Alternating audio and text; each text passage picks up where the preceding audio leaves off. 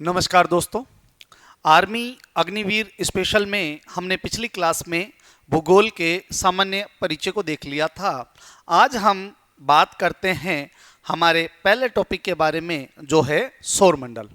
सौरमंडल के अंतर्गत हम ब्रह्मांड से रिलेटेड बातें करेंगे, ब्रह्मांड के निर्माण को लेकर बातें करेंगे, ब्रह्मांड में क्या क्या चीज़ें आती है उनके बारे में बात करेंगे। तो आज हम शुरू करते हैं सौरमंडल और ब्रह्मांड को लेके अपने इस टॉपिक को। तो चलिए दोस्तों, हम बात करते हैं सबसे पहले ब्रह्मांड को लेके कि ब्रह्मांड है क्या। तो देखो, ब्रह्मांड के बारे में जब बात की जाती है तो अस्तित्वमान द्रव्य और ऊर्जा का जो सम्मिलित रूप है वही ब्रह्मांड कहलाता है। साधारण शब्दों में कि ब्रह्मांड के अंदर जो ऊर्जा है ना, वो किस रूप में है? तो वो पिंडों के रूप में है, वो उल्काओं के रूप में है, वो तारों के रूप में है, वो ग्रहों के रूप में है, और इसी के सम्मिलित रूप को ही हम क्या कहते हैं? ब्रह्मांड कहते हैं। तो ब्रह्मांड का शाब्दिक अर्थ क्या है बच्चों? अस्तित्वमान द्रव्य और ऊर्जा के सम्मिलित रूप को ही ब्रह्मांड कहते हैं। ब्रह्मांड का जो अध्ययन है, इसको लेके क्वेश्चन पूछा गया है कि ब्रह्मांड का अध्ययन करना क्या कहलाता है? तो ब्रह्मांड के अध्ययन को कॉस्मोलॉजी कहा जाता है। हमें ध्यान रखना है बच्चों कि ब्रह्मांड का जो अध्ययन है वह कहलाता है कॉस्मोलॉजी।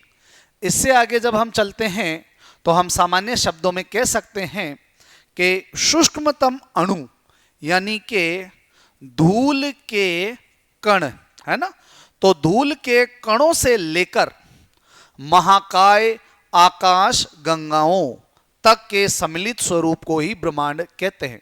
यानी कि धूल के कण, उल्का पिंड, शूद्र ग्रह, उपग्रह, तारे,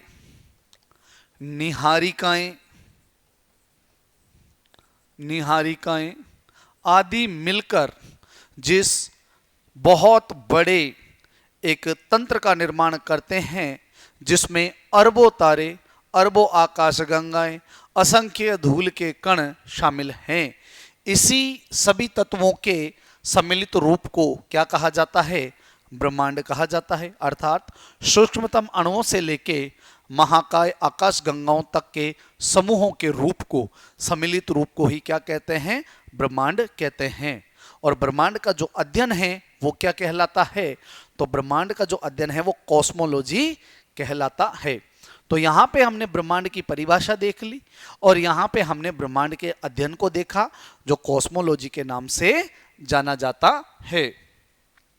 ब्रह्मांड की उत्पत्ति से संबंधित बहुत सारे तथ्य हैं, लेकिन ब्रह्मांड की उत्पत्ति को लेके जो सर्वमान्य सिद्धांत दिया था, सर्वमान्य सिद्धांत जिसको मान्यता भी दी गई है, यह सर्वमान्य सिद्धांत था महाविस्फोटक सिद्धांत, जिसे बिग बैंग थ्योरी कहा जाता है। तो ब्रह्मांड की उत्पत्ति को लेके सर्वमान्य सिद्धांत क्या है? तो वो सर्वमान्य सिद्धांत है महाविस्फोटक सिद्धांत। और इस महाविस्फोटक सिद्धांत के जो प्रतिपादक हैं, ये प्रतिपादक या आप कह सकते हो प्रवर्तक, ये प्रवर्तक कौन हैं? तो ये प्रवर्तक हैं A B George Lemon Thayer. A B George Lemon Thayer एक भूगोलवेता थे और भूगोलवेता के साथ साथ यह बेल्जियम के एक चर्च में, यूरोप महाद्वीप के अंतर्गत बेल्जियम के चर्च के प्रीस्ट यानी के पादरी भी थे। तो आपसे पूछा जाए कि ब्रह्मांड की उत्पत्ति का सर्वमान्य सिद्धांत किसके द्वारा दिया गया? तो A B George Lemon Thayer के द्वारा। कौन थे? बेल्जियम के पादरी थे। इसके अलावा एक भूगोलवेता साइंटिस्ट भी थे। कौन सा सिद्धांत इन्होंने ब्रह्मांड की उत्पत्ति को लेके दिया? तो इनका जो सिद्धांत था वो था महाविस्फोटक सिद्धांत, जिसे बिग बैंग थ्योरी का रूप में जाना जाता है।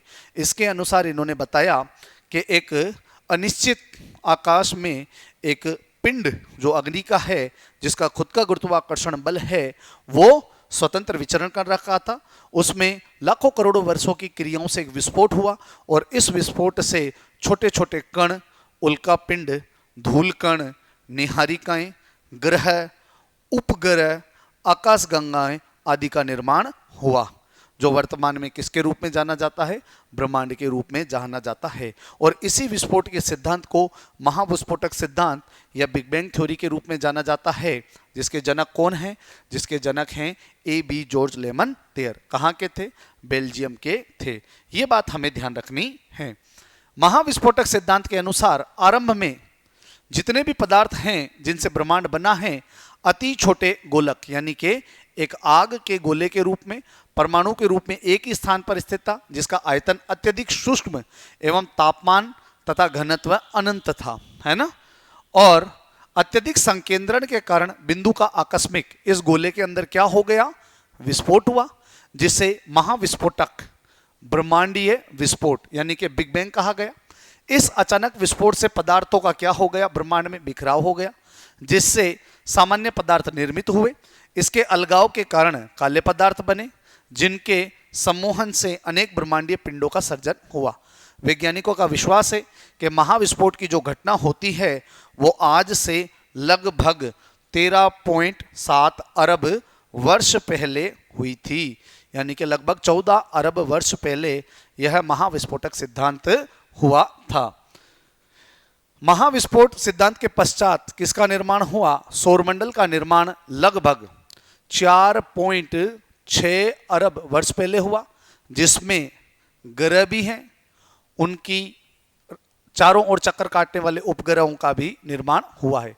इस प्रकार बिग बैंग परिघटना से ब्रह्मांड की उत्पत्ति हुई, तभी से उसमें निरंतर विस्तार जारी है।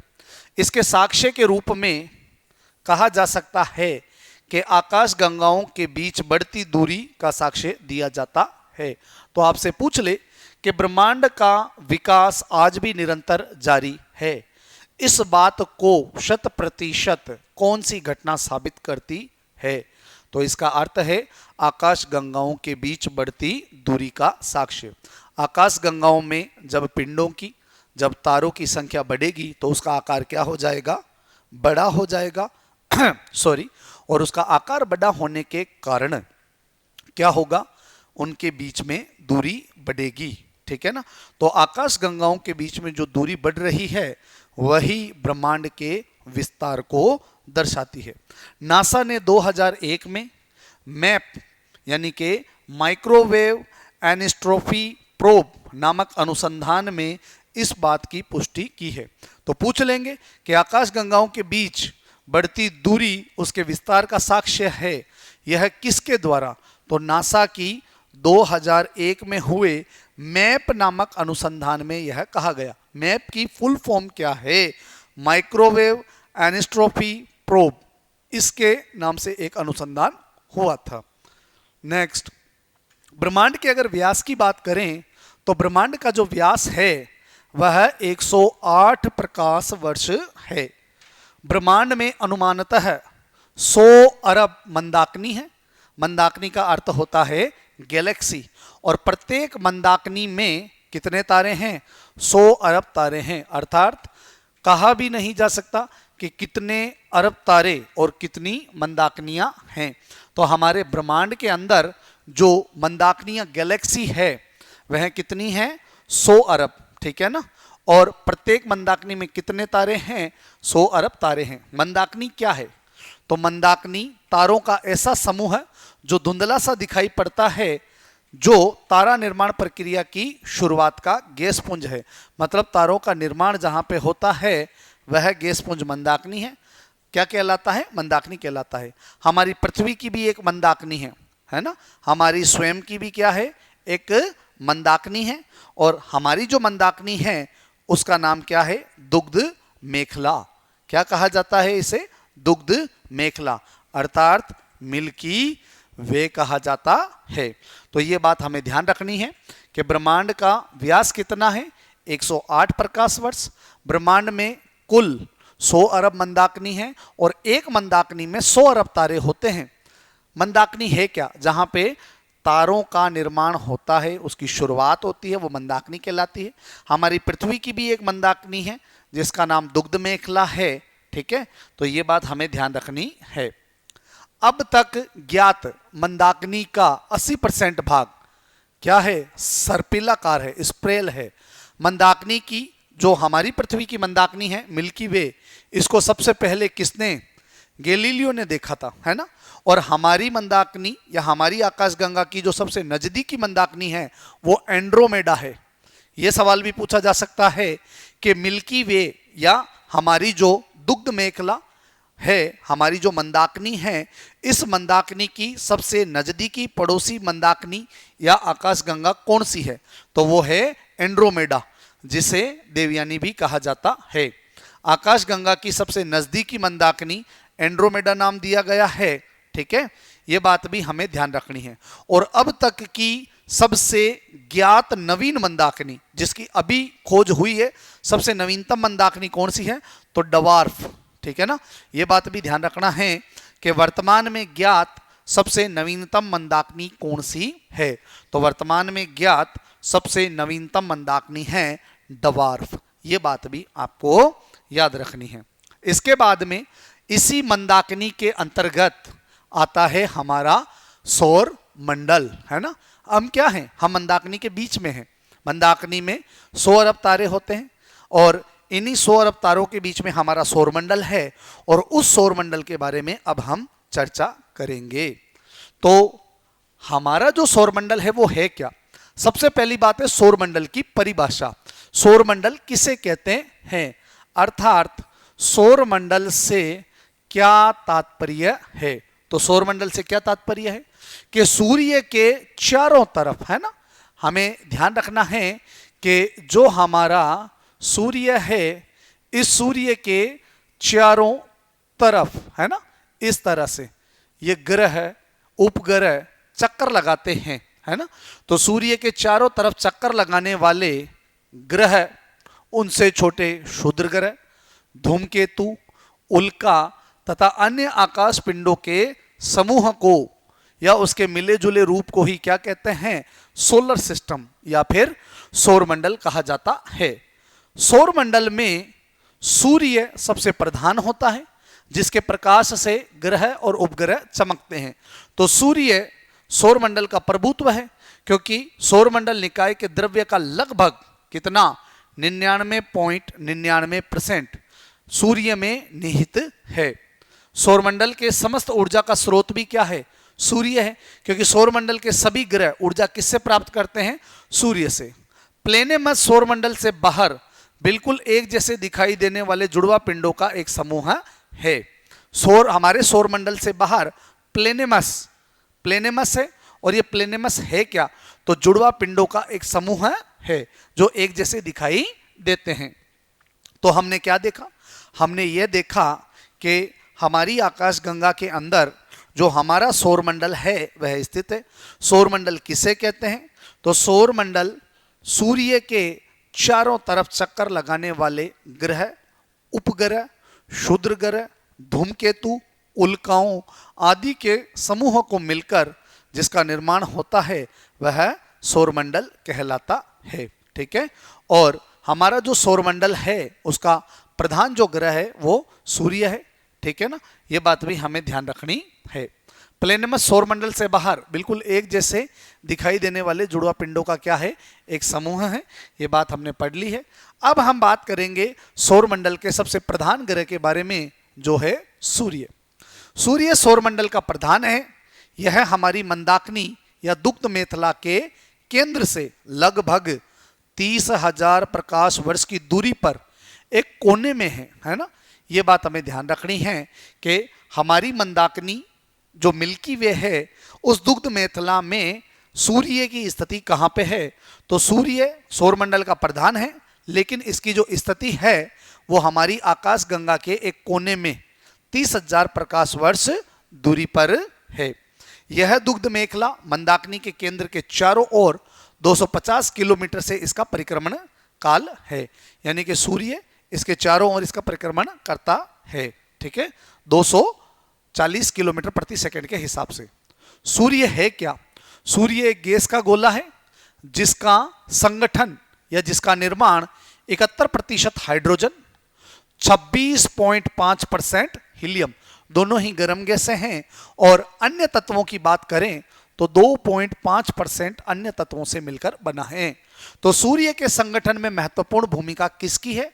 तो 71% हाइड्रोजन और 26% हीलियम से मिलकर तथा 2.5% अन्य गैसों से मिलकर बना है।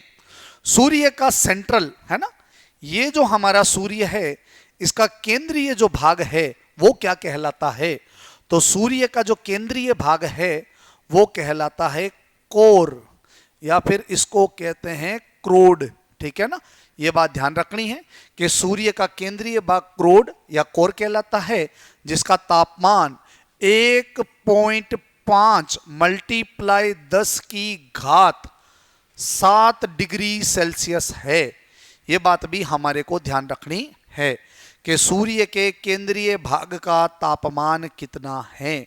तो सूर्य के केंद्रीय भाग का तापमान 1.5 मल्टीप्लाई 10⁻7 डिग्री सेल्सियस है, तथा सूर्य की जो ये बाहरी सतह है जिसे आप कोरोना कहते हैं, इसका जो तापमान है वह 6000 डिग्री सेल्सियस है। ये बात भी हमारे को ध्यान रखनी है कि सूर्य की जो बाहरी सतह है उसका तापमान कितना, 6000 डिग्री सेल्सियस है। इससे आगे जब हम चलते हैं तो हम देखते हैं कि जब सूर्य ग्रहण होता है ना, सूर्य ग्रहण के समय सूर्य के दिखाई देने वाले भाग को क्या कहते हैं? सूर्य किरीट। यानी कि ये जो सूर्य की बाहरी सतह है, कोरोना या किरीट है, यह सूर्य की बाह्यतम परत है। सूर्य किरीट एक्स-रे उत्सर्जित किरणों, एक्सरे को उत्सर्जित करती है किरणों को। इसे सूर्य का क्या कहा जाता है? मुकुट कहा जाता है। तो सवाल बनेगा कि सूर्य का मुकुट किसे कहा जाता है? तो सूर्य के बाहरी परत को। पूर्ण सूर्य ग्रहण के समय सूर्य किरीट से प्रकाश की प्राप्ति होती है। ये बात हमारे को ध्यान रखनी है, क्योंकि जब पृथ्वी पूरी तरह से सूर्य के सामने आ जाती है या ढक लेती है तो उस समय जो पूरी पृथ्वी पर अंधेरा नहीं होता है उसका कारण है कि इसकी बाहरी परत से भी सूर्य को क्या मिलता है? प्रकाश मिलता है। तो ये बात हमें ध्यान रखनी है। सूर्य की उम्र लगभग 5 बिलियन वर्ष है। सूर्य पृथ्वी से कितने करोड़ किलोमीटर की दूरी पे? सवाल पूछा जा चुका है। तो सूर्य हमारी पृथ्वी से 15 करोड़ किलोमीटर दूर है ना। सूर्य हमारी पृथ्वी से कितना? 15 करोड़ किलोमीटर दूर है। भविष्य में सूर्य के द्वारा ऊर्जा देते रहने का समय क्या है? तो 10⁻11 है ना। सूर्य कब तक ऊर्जा देगा भविष्य में? तो 10⁻11 वर्ष तक ऊर्जा देगा।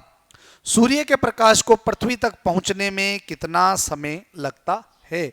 तो हमें ध्यान रखना है कि 8 मिनट 16.6 सेकेंड, यानी कि लगभग 8.5 मिनट का समय सूर्य की किरणों को पृथ्वी तक पहुंचने में लगता है। सूर्य के प्रकाश को पृथ्वी तक पहुंचने में कितना समय? तो 8 मिनट 16.6 सेकेंड का समय लगता है। ये बात नोट कीजिए। सूर्य का व्यास कितना है ना। ये जो सूर्य है इसका संपूर्ण व्यास कितना है? तो 13,92,000 किलोमीटर है। ठीक है ना, हमें ध्यान रखना है कि सूर्य का व्यास कितना है? 13,92,000 किलोमीटर, जो लगभग पृथ्वी का 110 गुना है ना। ये बात भी हमें ध्यान रखनी है कि यह हमारी पृथ्वी का कितना? लगभग 110 गुना है। सूर्य हमारी पृथ्वी से कितना बड़ा है? तो 13 लाख गुना बड़ा है। ये बात भी हमें ध्यान रखनी है। और पृथ्वी को सूर्य ताप का, यानी कि सूर्य का जो पूरा ताप है, इसका जो तापमान है उसका कौन सा हिस्सा प्राप्त होता है? तो केवल पृथ्वी को सूर्य के प्रकाश का 2 अरबवां भाग ही मिलता है। 2 अरबवां भाग ही हमारी पृथ्वी को मिलता है। तो ये बात हमें ध्यान रखनी है।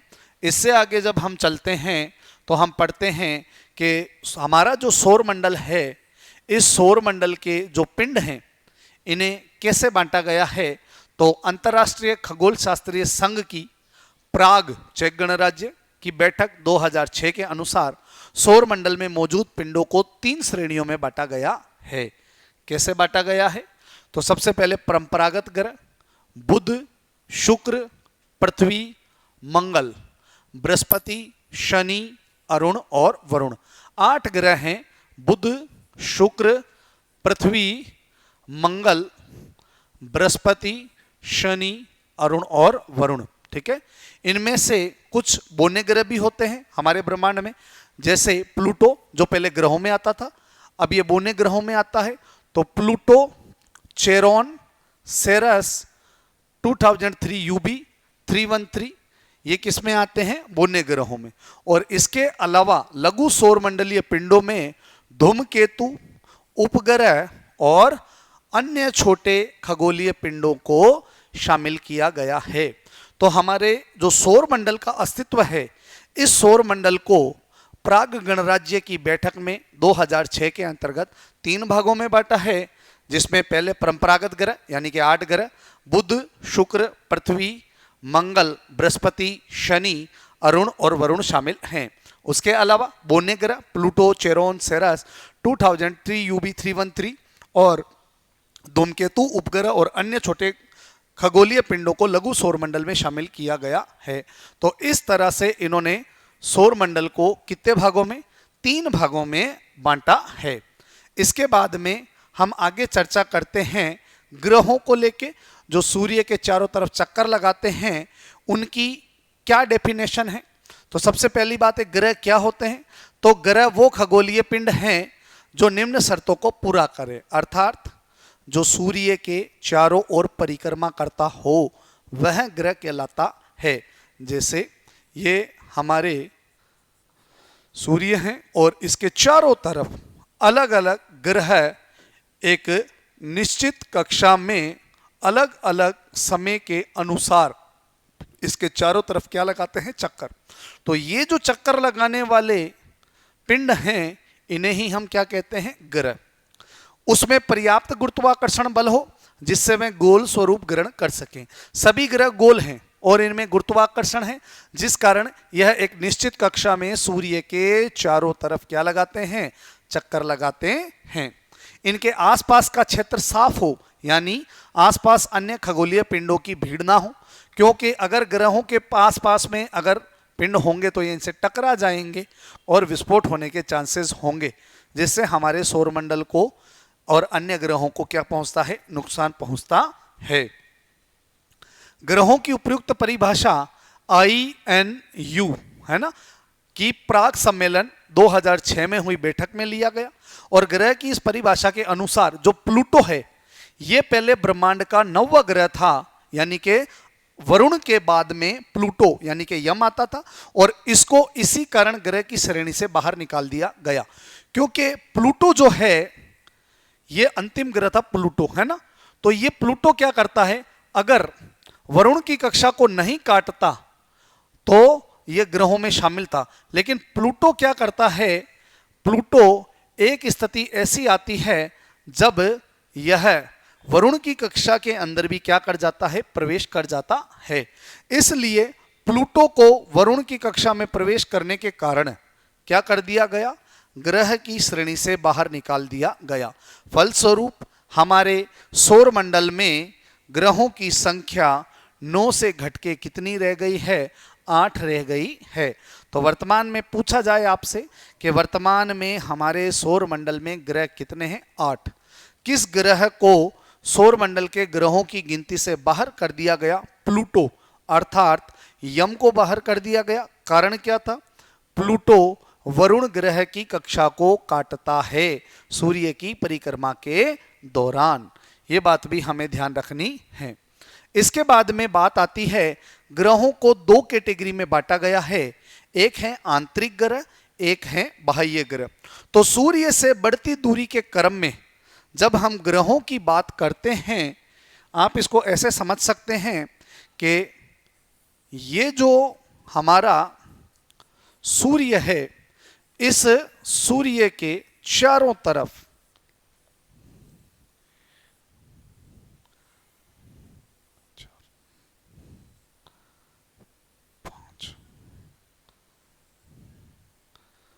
6, फिर उसके बाद 7, नेक्स्ट 8। आप देखेंगे बुध, फिर उसके बाद में शुक्र,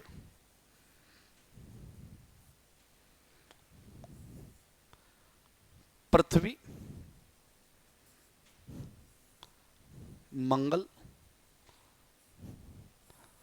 सबसे बड़ा ग्रह बृहस्पति, छल्ले वाला ग्रह शनि, फिर अरुण और अंतिम वरुण। ठीक है, तो प्रारंभिक जो चार हैं बुध, शुक्र, पृथ्वी और मंगल, इन्हें आंतरिक ग्रह कहा जाता है ना। फर्स्ट, सेकंड, थर्ड, फोर्थ, है ना, ये आंतरिक ग्रहों में। और बृहस्पति, शनि, अरुण और वरुण ये बाह्य ग्रहों की गिनती में आते हैं। तो इस तरह से हमारा सौरमंडल है और ये सारे ग्रह सूर्य के चारों तरफ क्या लगा रहे हैं, चक्कर लगा रहे हैं। तो हमने क्या देखा कि पार्थिव ग्रह या आंतरिक ग्रह यानी कि बुध, शुक्र, पृथ्वी और मंगल को पार्थिव ग्रह कहा जाता है क्योंकि ये पृथ्वी के सादृश्य होते हैं और ये सूर्य व क्षुद्र ग्रहों की पट्टी के बीच स्थित है, इसलिए इसे आंतरिक या भीतरी ग्रह भी कहते हैं। और ये ग्रह सूर्य के बहुत निकट हैं और बहुत जल्दी सूर्य की परिक्रमा कर लेते हैं। ठीक है, तथा ये सभी के सभी किससे निर्मित है, चट्टानों से बने हैं। इसके अलावा जो बाकी के चार ग्रह हैं बृहस्पति, शनि, अरुण और वरुण, इन्हें बाह्य या बृहस्पतीय ग्रह कहा जाता है। ये सूर्य की परिक्रमा में बहुत ज्यादा समय लगाते हैं क्योंकि सूर्य से बहुत ज्यादा दूर हैं, बहुत बड़े आकार के हैं और यह चट्टानों से नहीं गैस और तरल पदार्थों से बने हैं। मंगल, बुध, बृहस्पति, शुक्र और शनि, इन पांच ग्रहों को ही केवल किससे देखा जा सकता है, नंगी आंखों से देखा जा सकता है। मंगल, बुध, बृहस्पति, शुक्र और शनि। ठीक है, केवल किसको नंगी आंखों से नहीं देखा जा सकता, अरुण और वरुण को। ठीक है ना, तो यहां पे हमें ध्यान रखना है कि अरुण व वरुण को, है ना, नंगी आंखों से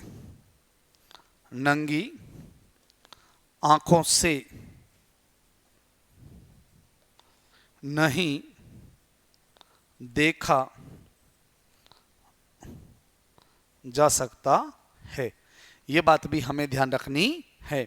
ठीक है, इसके बाद में आकार के अनुसार ग्रहों के क्रम की जब हम बात करें तो सबसे बड़ा बृहस्पति, उससे छोटा शनि, फिर अरुण, फिर वरुण, फिर पृथ्वी, फिर शुक्र, फिर मंगल और फिर बुध। बुध सबसे छोटा और बृहस्पति सबसे बड़ा, यानी कि बड़े से छोटे के क्रम में जब बात करेंगे तो बृहस्पति, शनि, अरुण, वरुण, पृथ्वी, शुक्र, मंगल और बुध क्या है, आकार के अंदर घटते क्रम में ग्रह हैं। घनत्व के अनुसार बढ़ते क्रम में बात करें यानी कि भारी, तो शनि, फिर अरुण, फिर बृहस्पति, फिर नेपच्यून, फिर उसके बाद में मंगल, शुक्र, बुध और पृथ्वी है ना, यानी कि इसे आप वरुण भी कह सकते हैं, ये बात भी ध्यान रखना। तो घनत्व के अनुसार, है ना, तो सबसे कम जो घनत्व है वो पृथ्वी का है, सबसे कम ज्यादा जो घनत्व है वो शनि का है। अर्थात सबसे कम घनत्व किसका है, सॉरी मैंने उल्टा बोल दिया, घनत्व के अनुसार सबसे कम घनत्व किसका है, शनि का। सौरमंडल का वह ग्रह जिसका घनत्व सबसे ज्यादा है वो घनत्व है किसका, पृथ्वी का। यह बात भी हमें ध्यान रखनी है।